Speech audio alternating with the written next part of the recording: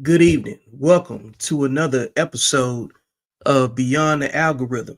I'm your host, Victor Vincent, and then I got my counterpart to my right on the screen, What's going on, y'all? the honorable Tabby Wallace.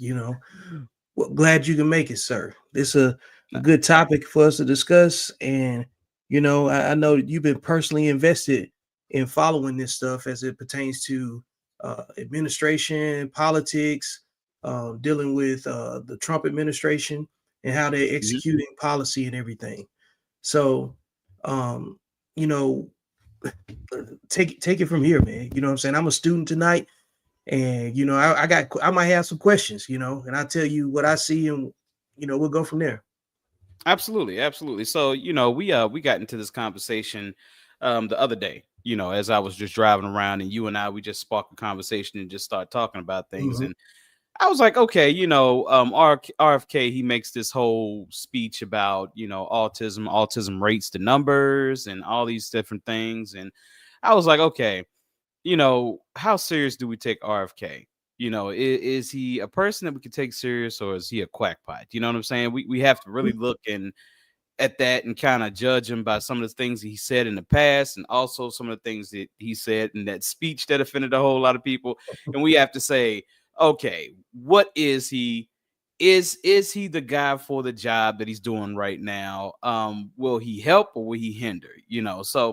Um, and before we get started, y'all, I just want to make sure that you guys know that we are not any experts by any means in the subject matter of autism. Okay, I don't have an autistic kid. Vic doesn't have an autistic kid. We have been around autistic kids, and I know that there is a vast spectrum.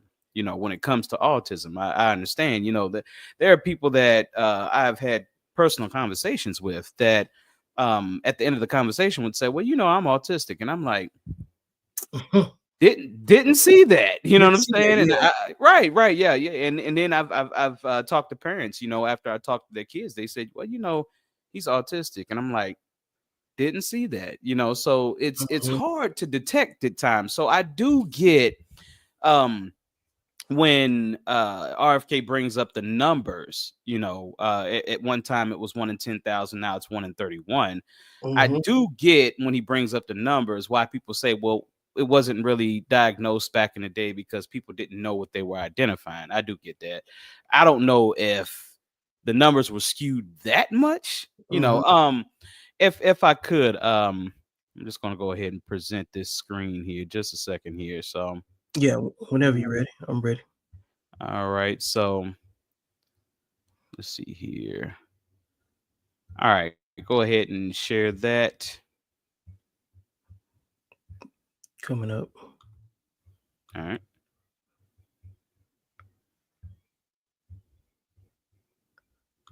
I got to stop my other screen. Here we go. you got it. Yeah, I got it. All right. The baseline for autism in this country was established with the biggest, largest epidemiological study in history, a study of all 900,000 children in the state of Wisconsin, children under the age of 12. They found 0.7%, 0.7 children had autism in every 10,000. That's less than 1 in 10,000. Today, we're at 1 in 31. That study also confirmed the 4-to-1 male to female ratio. There were at that time just over 60 children in Wisconsin with autism. And today it's around 20,000. Okay.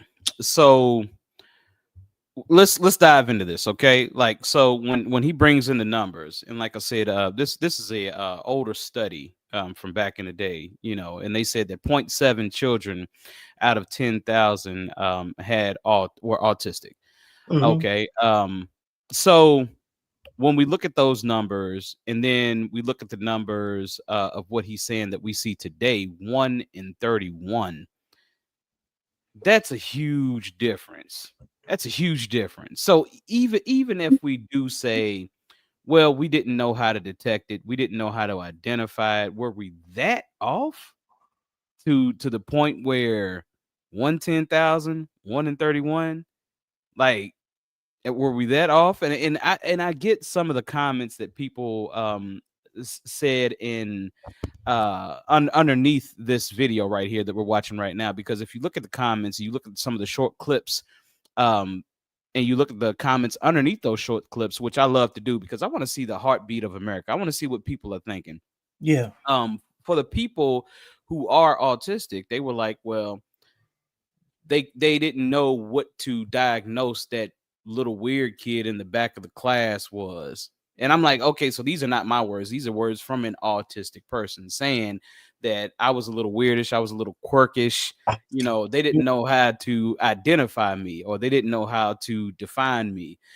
So I get that. I definitely do get that. So, but I still can't see that big of a discrepancy in the numbers. You feel what I'm saying? Yeah, Like, because how are they tracking it beforehand? What was the criteria? right. And what was it? Were they designating, or were they overdiagnosing? What was the reason for like the reclassification of numbers? You know what I'm saying? Because it's like, think about like during COVID, right? Right. Everybody that died during the COVID era, they called it a COVID death. Right. But did they die of COVID? We don't know. Hmm? So, that's always the case too. So if that same line of thought is applied to, what I'm saying, autism, like what was the vetting criteria? What was the matrix of decision making, what I'm saying, to determine, hey, that's the diagnosis? Because especially when you look at the way that they designated gender affirming care, the psychology, the evaluation that went behind saying, okay, we're gonna create gender affirming care for children that want to transition, what I'm saying, to a different gender. So everything's up for discussion now, you know what I'm saying, in terms of like Right. understanding how they go about Right. classifying, what I'm saying, different uh like I wouldn't say mental illness to some degree, or whatever they want to call it. Right. Right. Right.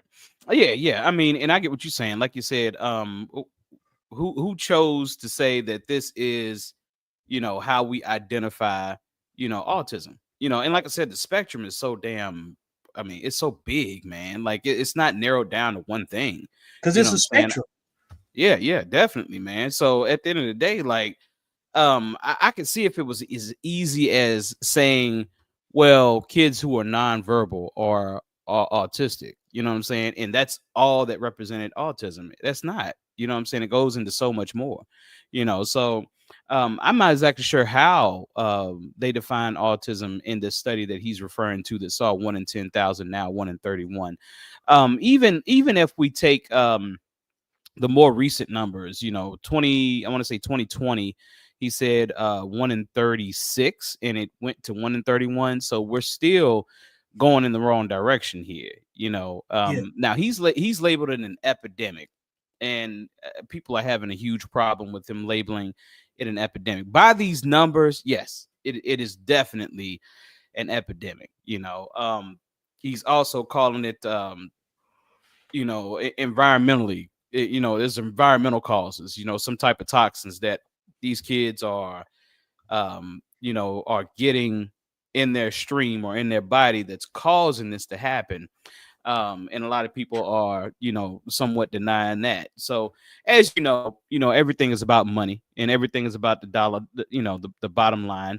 So I can see a company, or you know, um, a lot of companies, releasing something either in the food, in the air, whatever, and knowing that this is happening, yet it's getting them billions of dollars. So they're like, well, let's turn a blind eye to it. You know what I'm saying? I could see that happening. I could definitely see that. A lot of people can't see that happening because they just can't vision people being that evil, but I can definitely vision people being that evil, man.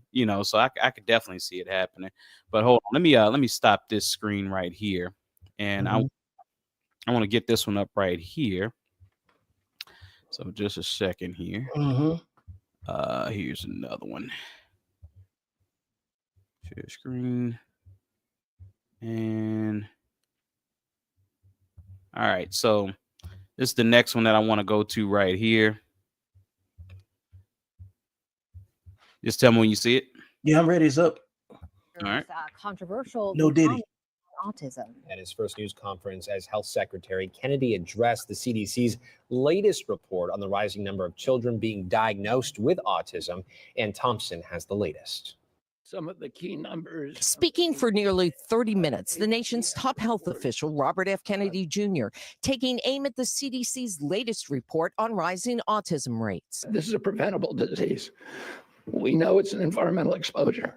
The report released Tuesday says 1 in 31 8-year-olds were identified with autism spectrum disorder in 2022, up from 1 in 36 in 2020. RFK Jr. discounting the CDC's own previous finding that genetic predisposition is a risk factor in developing autism, and doubling down on his assertion that it's an epidemic. Genes do not cause epidemics. You need an environmental toxin. Dr. Zach Warren is one of the authors of the CDC report. We have data that a certain percentage of some types of autism can be clearly explained by genetic differences. We have other evidence suggesting that actually it's the complex interplay of environmental factors. RFK Jr.'s bleak description of people living with autism causing outrage. Autism destroys families. These are kids who will never pay taxes. They'll never hold a job. They'll never play baseball. They'll never write a poem. They'll never go out on a date. And we have to recognize we are doing this to our children, and we need to put an end to it. It is demeaning, it is dehumanizing, and it is flat out wrong. Sam Branson has a PhD in physics and is an autism researcher. He and his 7-year-old son both have autism. I think a lot of autistic people have quite a bit to contribute to the world. Kennedy says he plans to provide more autism data in real time, adding that he'll direct resources to studying environmental factors, exposures, and external factors. And that's where we're going to find the answer. All right. So, you know, and this is what's going to happen with this right here, right? We already know that you're going to have people who are going to have a problem with what he's saying. They're going to get caught up in the words, you know, and when they get caught up in the words, they're going to completely forget about what he is trying to achieve here. And, you know, like I said, people like to, for some reason, people just don't want to know information and knowledge. You know what I'm saying? We'll even, and we're not going to get stuck on that subject that I'm going to speak on right now, but we'll even go to Doge, right? And the fact that people are mad at Elon Musk for, you know, actually going into the spending habits of government and auditing government. We're mad at him for that. We're mad at him because we don't want to get this $37 trillion deficit under control. How else do you suggest we fucking get it under control? You know what I'm saying? Unless we dive into this and actually look into the budget and see how our money is being spent, you know, how else do we suggest, you know, getting these things under control? Like this autism thing right here. Now, like I said, they're going to get caught up in the wording that he used. And yeah, I mean, I don't think he used the best words, you know, to say, oh, autism ruins families. You know, come on, man. That's kind of stupid to say. Just don't say stupid stuff like that. You know what I'm saying? Mm-hmm. I completely understand. Maybe he just wasn't thinking. I probably would have said, well, you know, it hurts families, I guess, in a way to where, you know, there are people that have came forward that said, my baby was okay. My baby was talking. My baby was walking. My baby was doing everything they were supposed to. They were learning. They were doing everything that they were supposed to be doing as a toddler. And then, bam, everything changed. And who are we, people who don't have kids with autism, who are we to tell them that their experience ain't real? You Right. feel what I'm saying?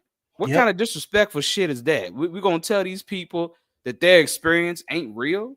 You know what I'm saying? Oh no, you're not seeing what you're seeing. Kind of like the shit where in Aurora, Colorado, people were reporting gangs taking over apartment complexes. Venezuelan Oh, gangs. right. Oh yeah, you're not seeing that. and then we found out, oh yeah, that's exactly what the fuck it was. You know what I'm saying? And another example of that, you remember when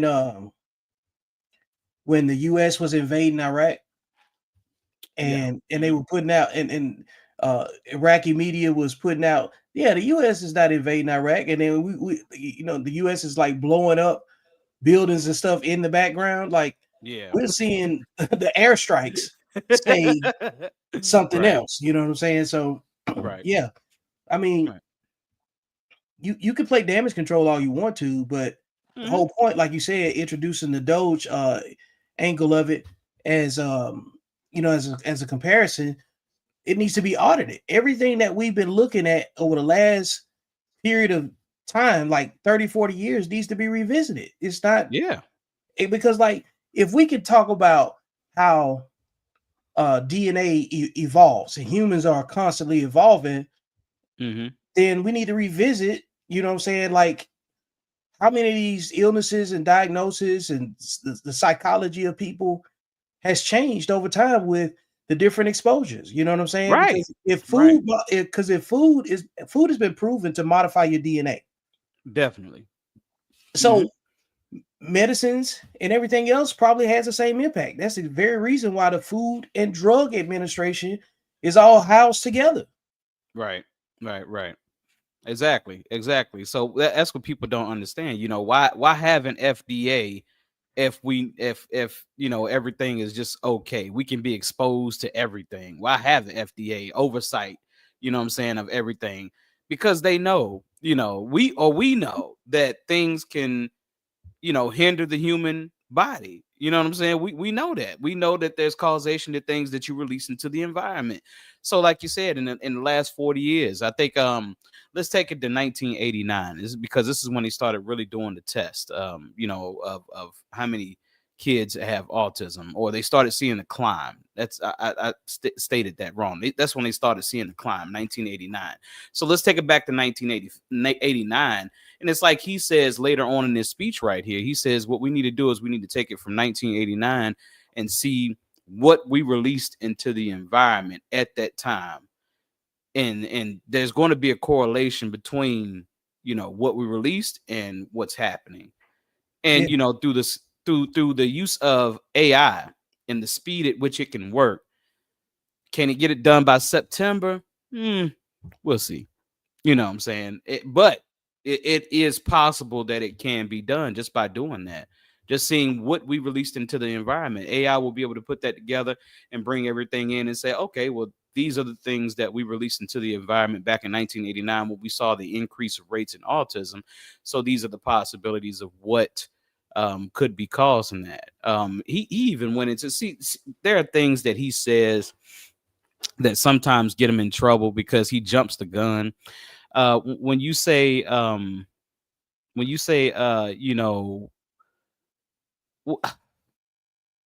what's that thing called when your wife is pregnant and they're giving you that you can see the baby inside? What is that thing called? Sonogram. Sonogram. Yeah, I'm like lost right now. I need to stop drinking what's in his cup. Anyway, sonogram.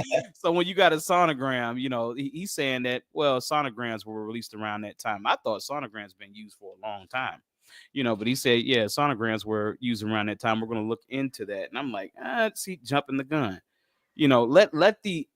Let AI do its job, let it do its work, and then from there, you know what I'm saying, present what you want to present. But just don't throw out, say, with sonograms, you know what I'm saying? Well, sonograms help so much, there's so much that you can detect with sonograms. So, there may be a mother out here that saw that speech and now they don't want sonograms. You know what I'm saying? And so now they're not going to be able to detect things that they could detect prior with sonograms because they're scared of sonograms now. Well, I heard, RFK on a speech say that sonograms might be causing, autism. So yeah, like I said, sometimes he jumps the guns. That is RFK's issue, is he jumps the gun, and that's why people look at him like he's insane. You know what I'm saying? But like my biggest thing, as far as, I'm gonna share this screen right here too. Okay. Hold on. Yeah, the biggest reason why I want to talk about this subject right here is because sometimes, we allow our children to be, unprotected in certain things, mainly black boys. You know what I'm saying? Can you go back to that screen that you had before, which is kind of in the middle? Because I want to use these talking points on the side here. Okay. You want to put it like Right. Okay. You see what I'm trying to yeah. display here. Okay. CDC. 1 in 36 children in the U.S. Okay. I There don't you know. go. There you go. Oh, no, Okay. that's No, I got to see it on the left here. Yeah. So just make an adjustment. There you go. All right. right. So CDC. 1 in 36 children in the U.S. have autism, up from 1 in 44 previously. And also CDC, males are nearly 4 times more likely to be diagnosed with autism than females. A 2020 HHS study showed that Black, Asian, and Hispanic children had higher overall autism prevalence than white children. So we're looking at the Black part right there, right? Dr. Umar Johnson already exposed the school system and the overdiagnosing of ADHD among Black children, right? right. Also the overprescription or overprescribing ADHD medicine for Black children, right? All right. So when you look at this right here, here we go again. Black boys being attacked again, with something. You know what I'm saying? So we see that whatever this is, whatever this ADHD thing, I mean, not ADHD, but autism thing is, it apparently is hitting Black boys at 4 times the rate. You know what I'm saying? Yeah, I think that's the numbers that I read. 4 times the rate than their white counterparts. And then obviously you see males are nearly 4 times more likely to be diagnosed with this than females. Why? We have to ask ourselves that question. Yep. Why? That's a eerie stat right there. You know what I'm saying? Like 4 times higher? That's insane. Right. You know what I'm saying? So even that number right there should worry us. You know what I'm saying? That It's should very definitely disproportionate. worry us. Yeah, Yes. especially when we only make up 13 to 15% of the population, you know what I'm saying, statistically by the CDC. So, and then when you throw that in there and all the other variables that impact, like birth rates and stuff like that, like we talked a whole lot about abortion, you know what I'm saying, and how the infant mortality, there's more boys born than girls. So right. it's safe to say that it's more abortions that probably have more males being aborted than girls. Yeah, I could probably, I could definitely, agree with that. Definitely. Yeah, because if they're still being born and it's still more boys being born, then it's probably more boys being deleted. Right. This right here, like I said, this number right here, what's the difference between boys and girls, like as far as like what they're eating, what environmental exposure that, or what exposure environmentally have they been through more than girls? You know what I'm saying?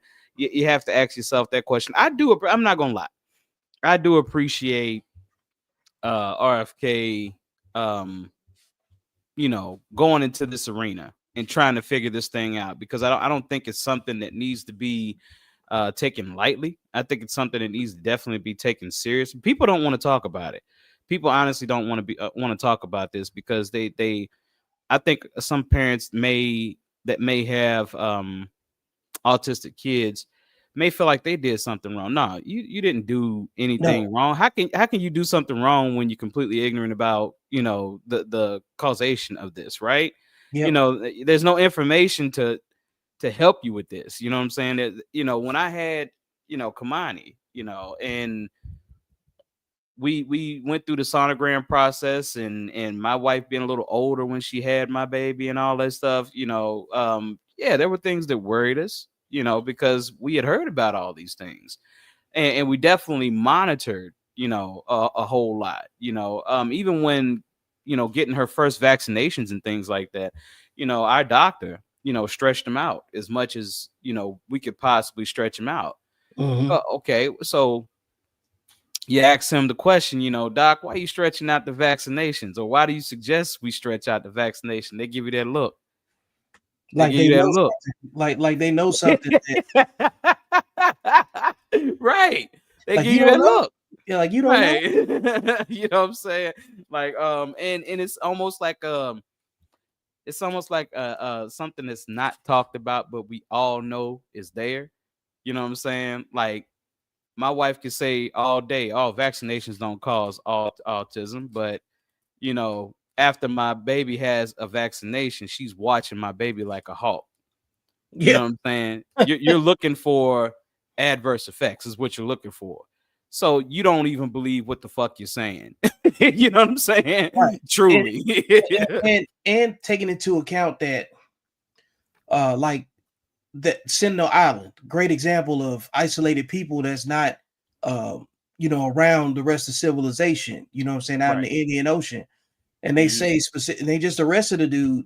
You know what I'm saying, for visiting Sentinel Island, leaving a Coke can because it exposes them to disease and everything else because they're not vaccinated. You know what I'm saying? So, and historically, we have looked at every time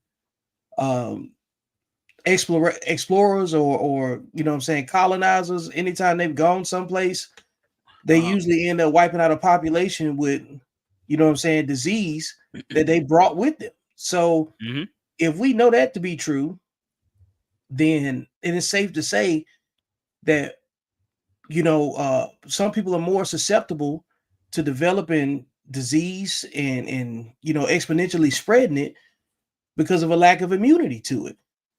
So in those situations where you separate that group of people and you look at history, we know that there is a need for vaccination, and there's some dangers that come with it as well. It's safe to say that is because nothing's 100%, nothing.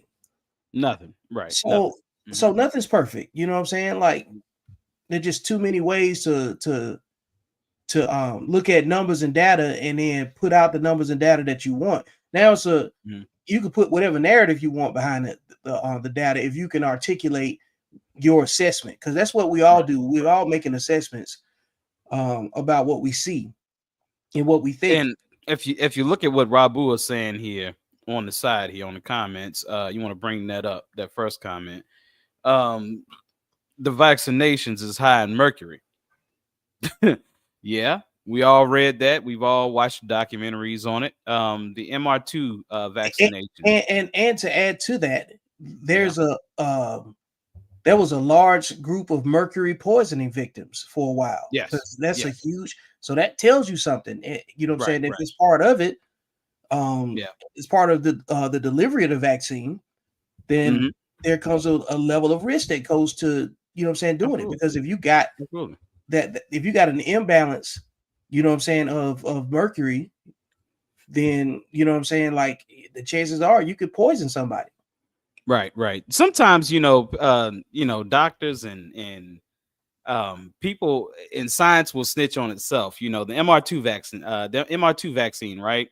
They said we made that vaccine safer. Well, wait a minute. Safer?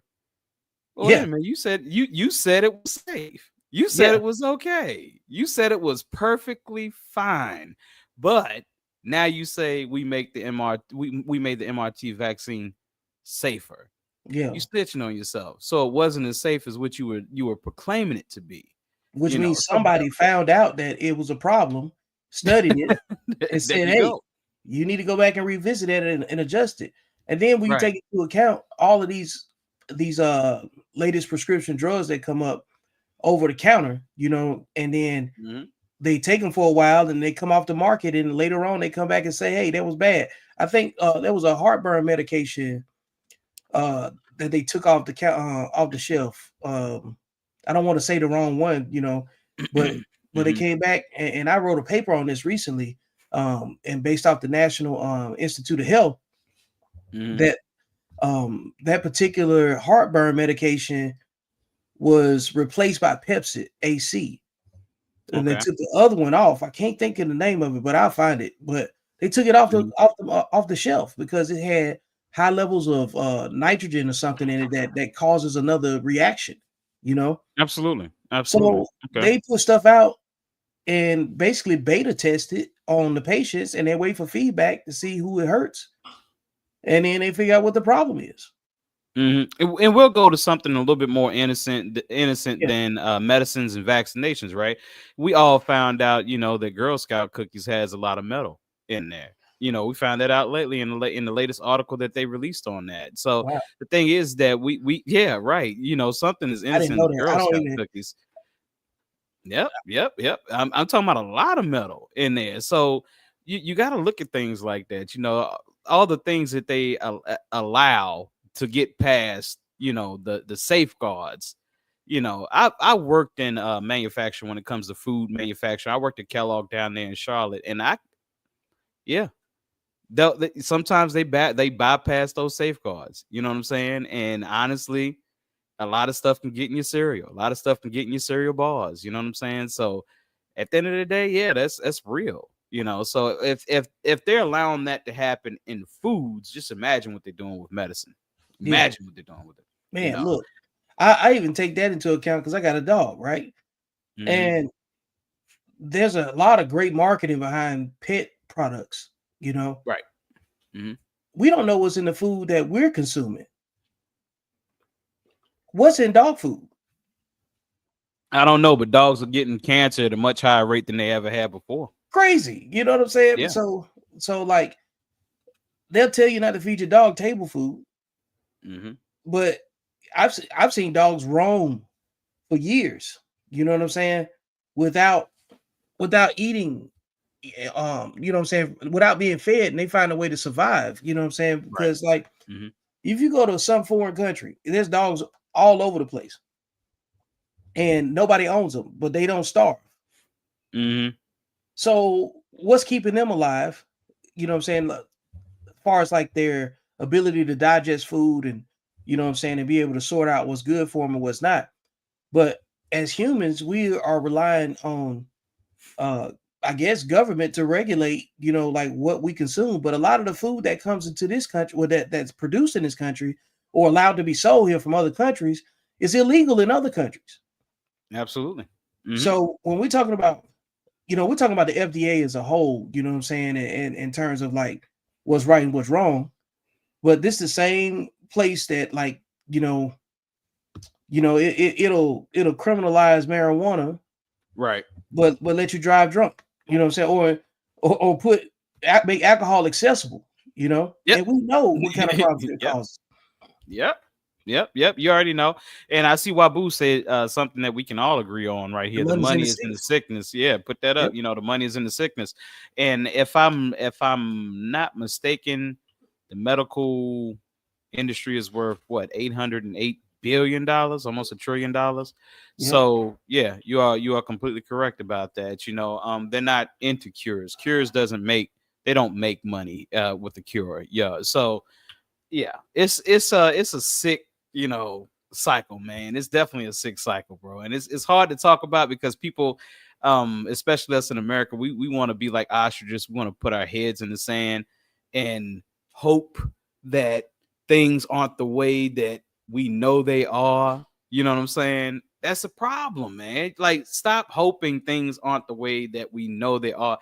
That's at what you were saying the other day when you say what's the word that you said after that word that's utopian? Oh, yeah, like if you use the word should, what you're implying, everything after the word should means everything works perfectly.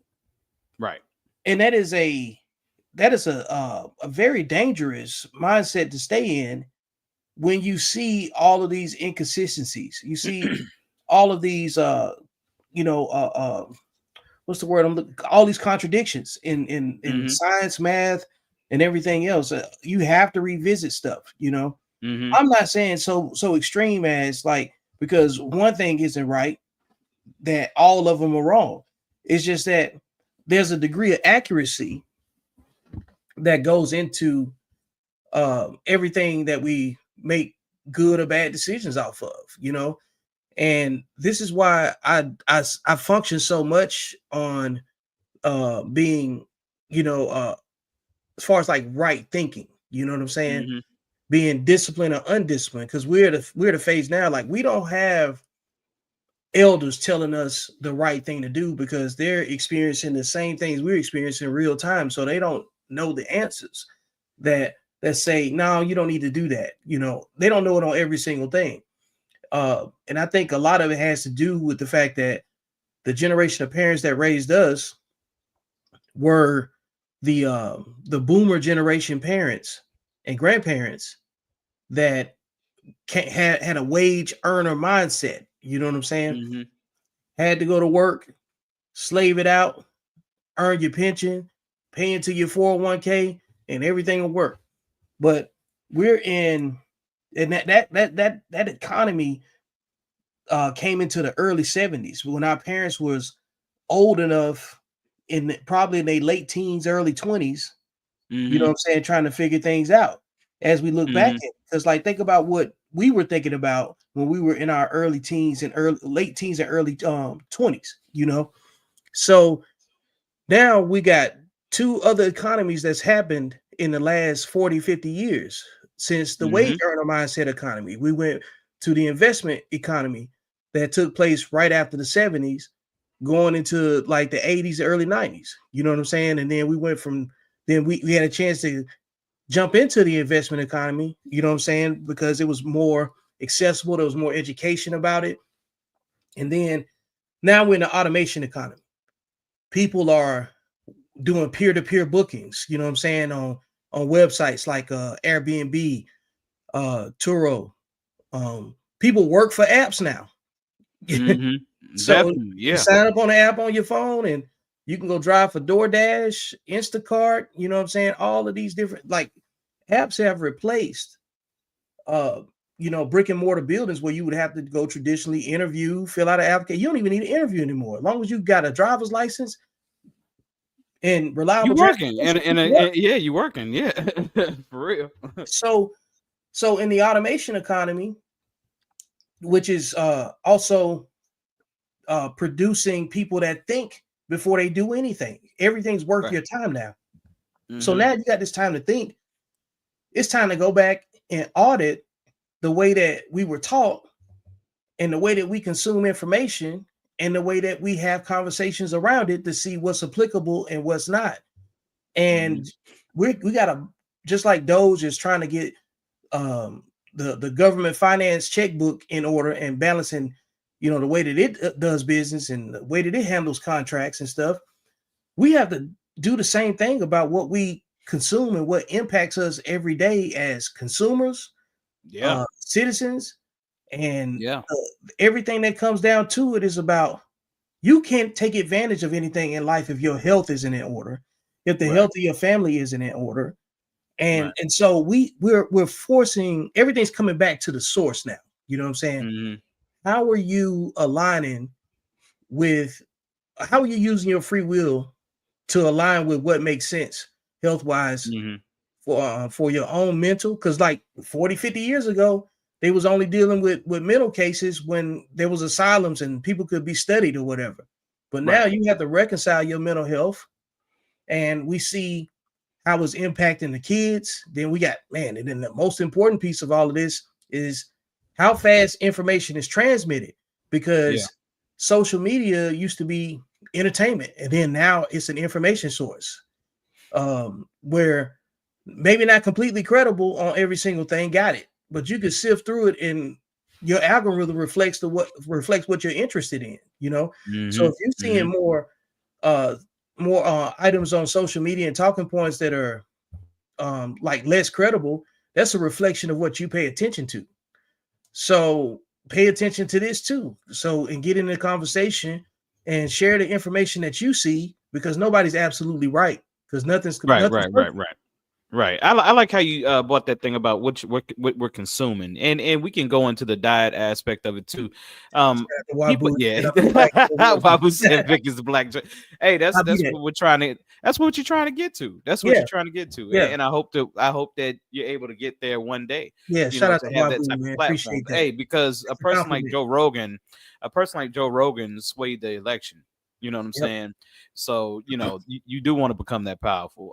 But anyway, going back to like I said, the consumption part of things, you know, me looking at my weight loss journey and being 330 pounds at one time, I'm down to 236. I just weighed myself the other day. Appreciate you, man. Welcome to the 230s. Welcome to the 230s. Oh yeah. So and I'm sorry, I peaked out at 338 at one time. So like I said, down to 236, and I'm trying to get below 200 completely. I'm trying to be that skinny guy with the big head, you know what I'm saying? Yeah. It looks funny or whatever. So, but it's all in, you know, what you consume. You know what I'm saying? Stop putting all the crazy junk in your body, because it's doing nothing but affecting you in negative ways. And it's like we talked about this the other day, right? And I said there's nothing positive about being fat. I've been fat my whole life. There's nothing positive about being fat. If a person comes on here and they're obese or overweight or they're fat and they tell me, Kev, you're wrong about that, how you gonna tell me? You know, I know what my experience was, you know, for 45 years. I know what my experience was, you know, so there's nothing positive about being fat. Everything about being fat is negative.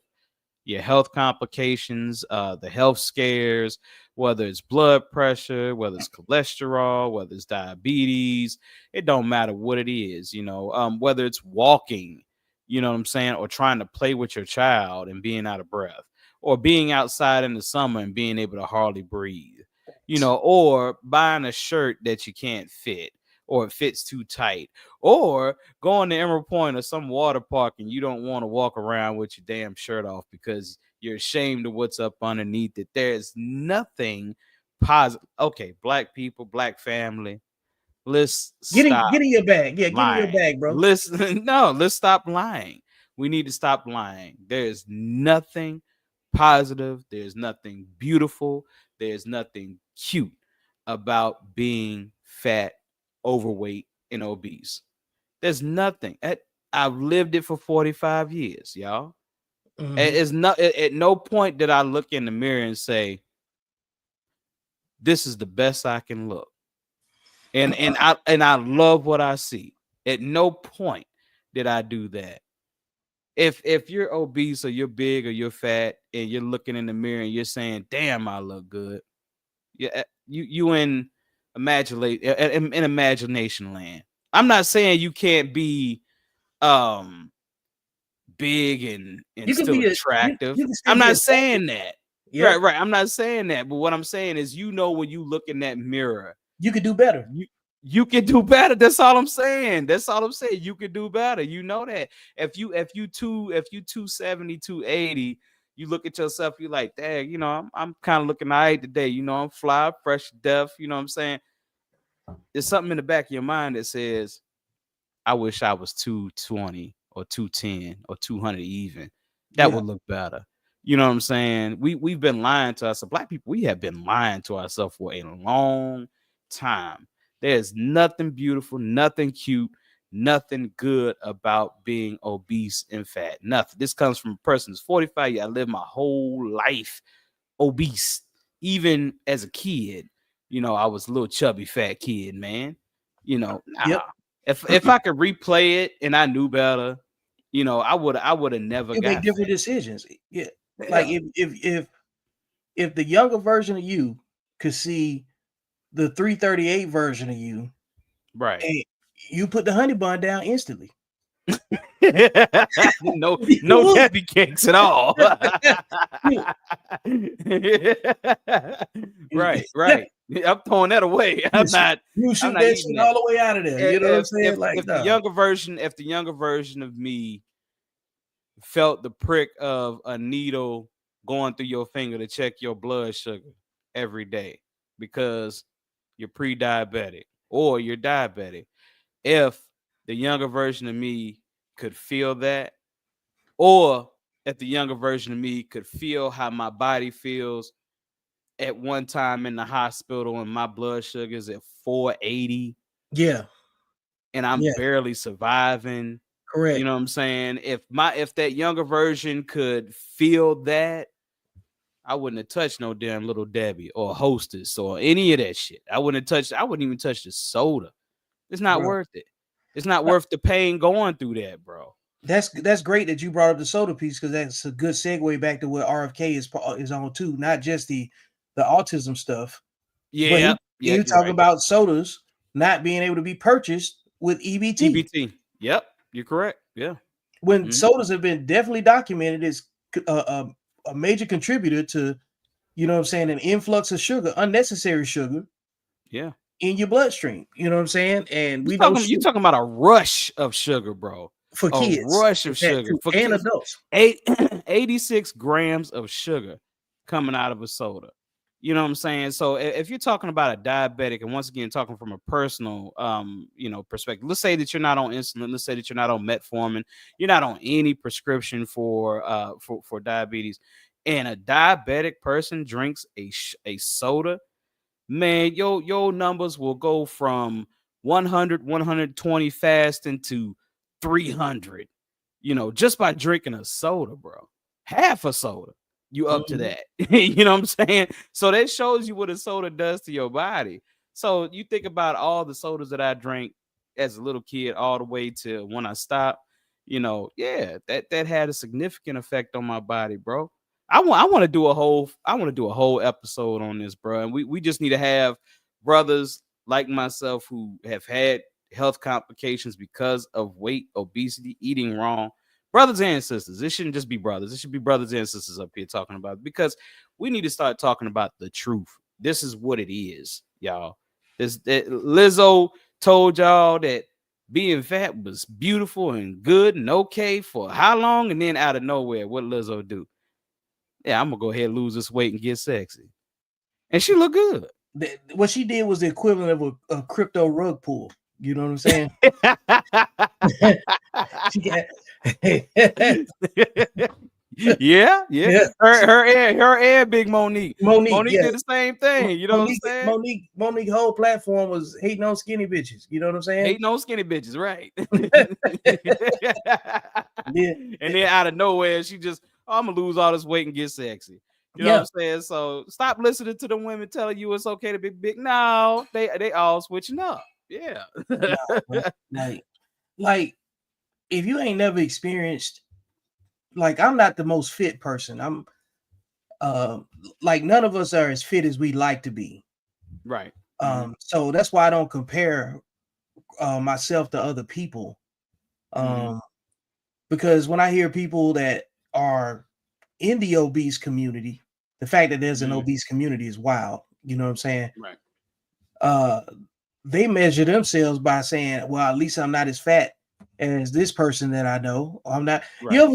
You ever seen a bunch of family members sitting around and they all overweight and they all big, and then they look at each other and then they say, well, at least I ain't as big as your ass. You know what I'm saying? Right. Like, I'm just 400 pounds. You know what I'm saying? Like, no, like, y'all can't get in the twos or the high 190s or something like that. You know? And I know that there's a struggle and all of that stuff that goes with it. That's got some packaged reasons and excuses for certain people. But like, we talking about able-bodied people who have the ability to go get themselves in shape. I'm not talking about people that are dealing with medical issues that blow them up. You know what I'm saying? So that's for the person that's listening to this or watching this later, that's going to say, well, I got a thyroid problem. You know what I'm saying? No, you have your you have a thigh rubbing problem. You know what I'm saying? Right. You need to go rub your thighs on that Stairmaster until you get some gaps in between them things. Dude, you said you got a thigh rubbing problem. Yeah, not a thyroid, a thigh rubbing. You know what I'm saying? You a fool with that one. Hey, I need you to go ahead and share this right here, because this right here, when I saw it, and I think when I read in the comments, they said it was like 5 years ago when she said this, but we got to check this one out, Vic. We got to check this one out. Oh, here we go. Yeah. Yeah. Since that you're experiencing and the struggle to make ends meet actually means the diet don't work for you the same. I hate when people talk about Black women being obese. I hate it. We are living in the Trump era. White people are racist. So I put this up because I really want any white person in the room to know up front that this is what we're dealing with. Black women, when we do the same diets as white women, we lose less weight and we lose it slower. The racism that you're experiencing and the struggle to make ends meet actually means the diet don't work for you the same. That it's not going to be, so it's going to keep repeating this, and it's hilarious when you watch this right here. And I don't want to pick on anybody that believes this to be fact or anything. I don't want to pick on people for that. I just want to make it, plain, no, we're not going to use racism as a crutch for that. You know what I'm saying? If you're losing weight slower, it just means you're just losing weight slower. You may not be working as hard, or you may not be eating as clean. That's pretty much what that is. It's no racist system or racist white man that has stopped me from losing weight. Let's make them fat. Right. Let's make them fat. You know what I'm saying? There's nothing there's no white man that told me, hey, eat this Hostess, or eat this Little Debbie, or eat this Tasty Cake, or eat these Cheetos. There's no racist white man that told me that I had to consume that junk. You know what I'm saying? It's bad diet handed down from one generation to another generation. And that's all it is, y'all. That's all it is. There's no need of blaming it on anything. It's one generation handing bad diet habits down to another generation. I have to watch what I'm feeding my daughter. I can't feed my daughter the same things. I can't get her strung out on sugary. I like the fact that you said strung out too, because it's addictive. It's addictive. There's a psychology that goes with it, because it's short-term fulfillment, and when the sugar wears off, you want another one. You know what I'm saying? Absolutely. And people don't know, not to interrupt what you're saying, but people don't know that sugar is one molecule away from being cocaine. Yep. One molecule. That's what used to be in Coca-Cola. Yeah. Mm-hmm. So and they tried all types of substitutes, like aspartame, and that was found to be what in Sweden low or something like that. Yep. Yeah. And try to create all kind of substitutes, man. You know what I'm saying? When the minute they have to create a substitute, understand it was created in a lab and it's synthetic. It's just as simple as this. If it's sweet, it's bad for you. Yep. Yeah, it's as simple as that. Unless it comes right out of the fruit by itself, you know what I'm saying? Yeah, even still, you have to moderate that. You feel what I'm saying? Because your blood sugar can spike, depends on what your DNA is, can spike off of eating a watermelon or eating a banana. You know what I'm saying?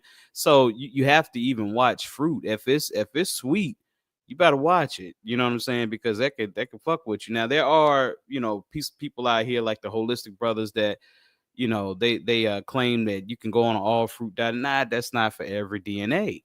It's not for every DNA. We all come from different places. So if we're speaking about Black people, we all come from different places in Africa. So the thing is that we all weren't eating the same diet everywhere in Africa. Africa is a huge continent. So climate is different in different places. So you really have to do your DNA or the research on what your DNA is to see exactly what your people were eating back then. You can't even drink water everywhere you go.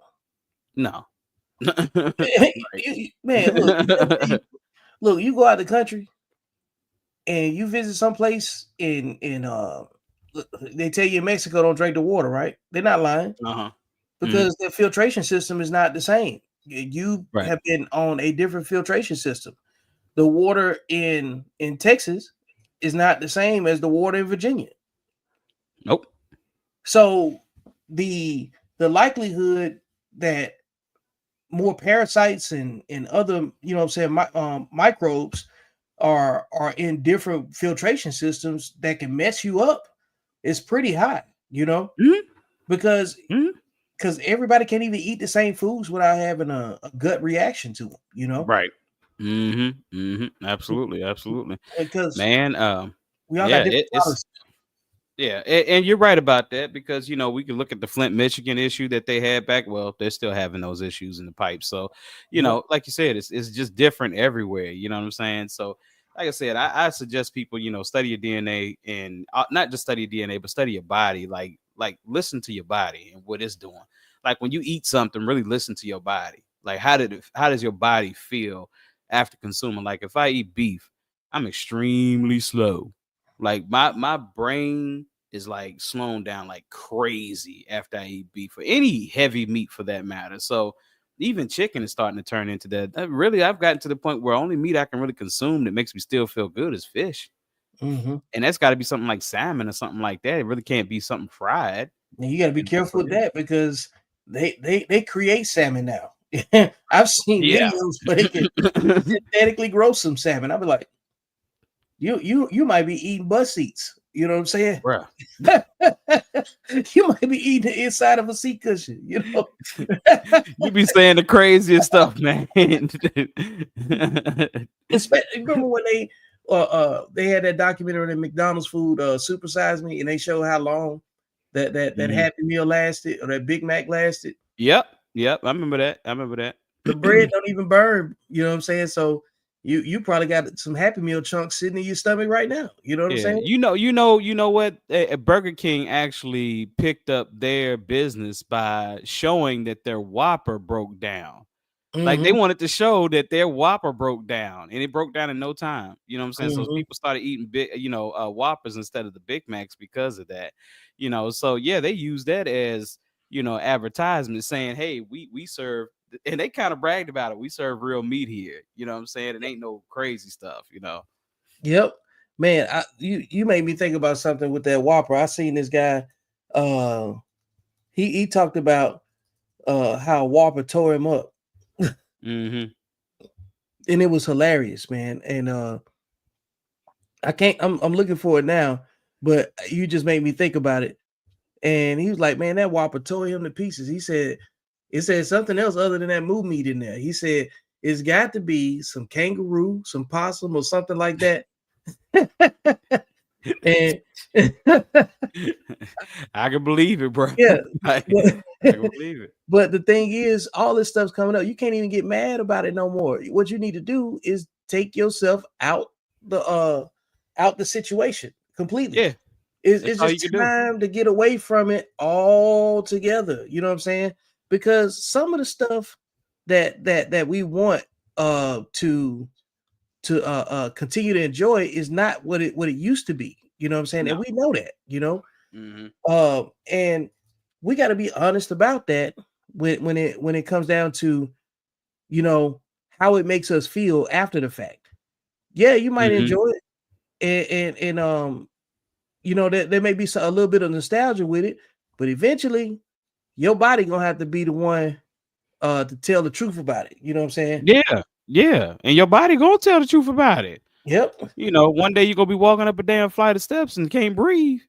You're like, okay, what the hell going on with this right here? You know what I'm saying? Yeah. Or you get that mucus in the back of your damn throat that you can't get rid of. Why is my body producing so much mucus? Well, it's that's sickness. It's what that is. So yeah, you're right. It's gonna tell the truth.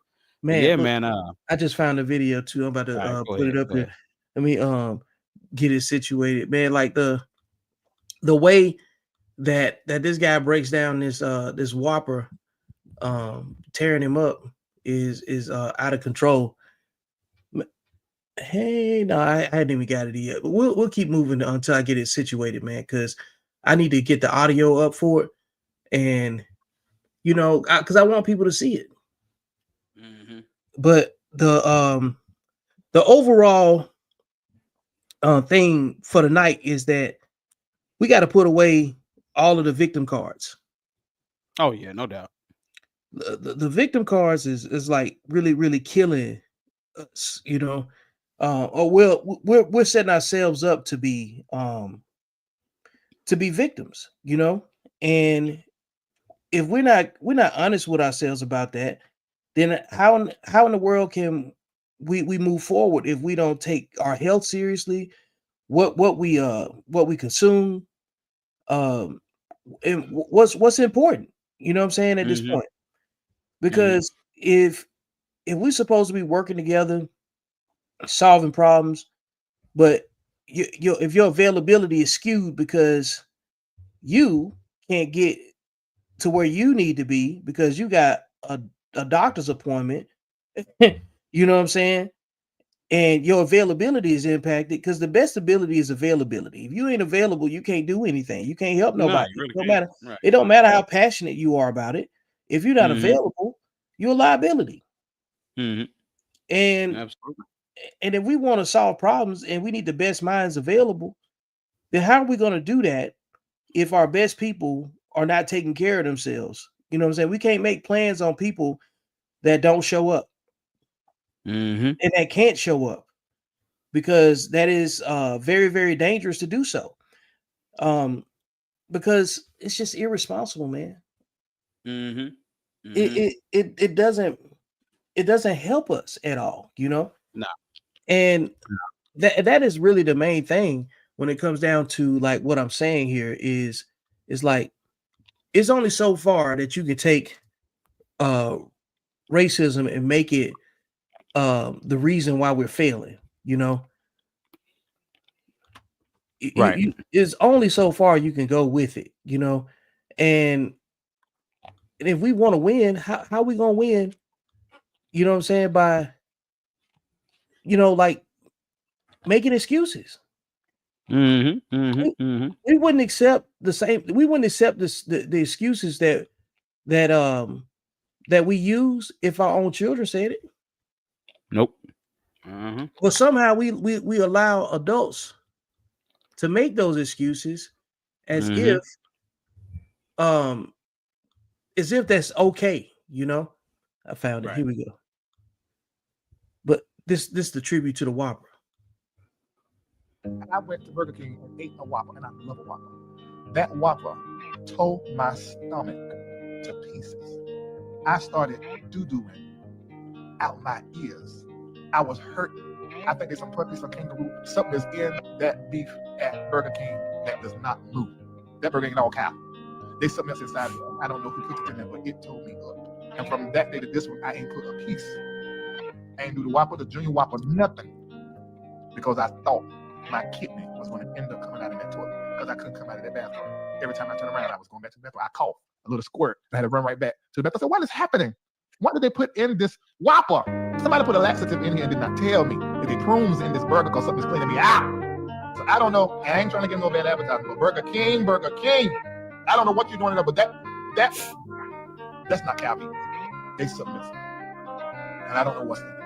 The puppy chow, kibbles and bits. I don't know what it is. It made me. Yep. That's just what it is. Yeah, and that's just what it is, bro. I mean, that's what you experience when you eat fast food, period, bro. Like it's horrible, man. You know, you can't hold anything down, everything just run through you. But we've been used to it so long that we just think it's normal at this point. You know, so like I said, man, it's been a great talking to you, man. Great conversation tonight. I want to get on the subject of diet next time we run on here, man. I think that'd be a good one to do. Okay, yeah, and I want to leave with one video that take us out of here because everybody's got a decision to make, whether they disciplined or undisciplined. Either the decisions that you make pivot off your mindset. So check this out. My grandma says there are only two things in life that you worry about: whether you're healthy or whether you're sick. If you're healthy, you ain't got nothing to worry about. But if you're sick, you got two things to worry about: whether you're gonna get better, whether you're gonna get worse. You get better, you ain't got nothing to worry about. But if you get worse, you got two things to worry about: whether you're gonna live, whether you're gonna die. If you live, you ain't got nothing to worry about. But if you die, you got two things: whether you're going to heaven, whether you're going to hell. If you go to heaven,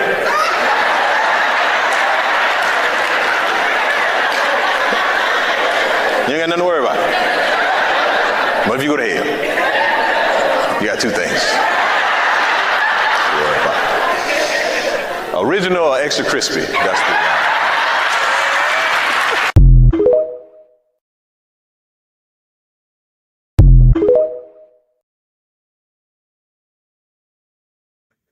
Go ahead, share that to me in my inbox so I can get that. Original extra crispy, baby. You know what I'm saying? Yeah, definitely, bro. Yeah. Well, great having you. You're gonna keep shifting the conversation, you know what I'm saying, to things that we can control versus the things that we can only influence. We're making less we're making less mistakes, you know what I'm saying, is what the goal is. We're making less excuses, you know what I'm saying, because life happens beyond the algorithm. You can't just live online and get all your information. You got to have a conversation that goes with it. So I appreciate you guys for tuning into the show, and catch me on Facebook, follow me on all socials, YouTube channel, Accountable Masculinity University, and make sure you go follow Kevin Wallace on all platforms as well. His name is the same as it is on Facebook, and I'm out. All right, now y'all have a good one, bro. Peace.